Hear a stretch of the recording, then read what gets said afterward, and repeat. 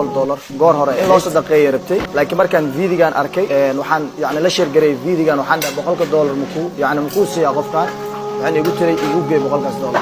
waa u jeedaa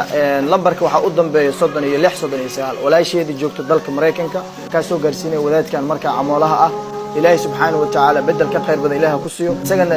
inta wax ka badan ilaahay soo geliyo waxaan ka codsanaynaa $100 aanti baahideeda ma ku soo koobi karo xaaladda marka nafsiyan ama xaaladda marka isaga haysato waxa loo baahan yahay inta wax ka badan inaad u qabataan insha Allah ta'ala qof walba muxsin wax bixin jecel waxaan ka codsanaynaa inuu sida ugu dhaqsiyaha badan baahiyaal badan waxa uu u baahan yahay jirto in loo soo gargaaro insha Allah ta'ala assalamu alaykum waxa liigu duceynay jiray hooyadeedii inuu ilaahay subhanahu wa ta'ala caafimaad siiyo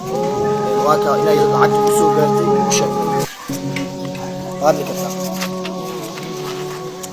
بسم الله الرحمن الرحيم الحمد لله رب العالمين الرحمن الرحيم إياك نعبد وإياك نستعين اهدنا الصراط المستقيم صراط الذين أنعمت عليهم اللهم صل على سيدنا محمد فات على الله بل الله عجيب إلهي بالله الله عجيب قبرتان أو صدقان أو إيسو دينتي